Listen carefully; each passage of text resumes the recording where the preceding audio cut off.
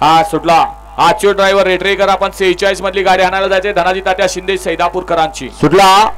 43 सुटला 2 गाड्या बाद झाल्या तिकडे 1 नंबर तासाला कडेला गाडी पळते बर का 1 नंबर तासाला कोपरा कडेला गाडी पळते राखीव तासाला गाडी लक्ष द्या पड्याला सुंदर अशी दोघात लढत चालू शेवटच्या क्षणाला कोण विजय होतोय पड्याला शंभू अड्याला भारू लढत झाली दोघांमध्ये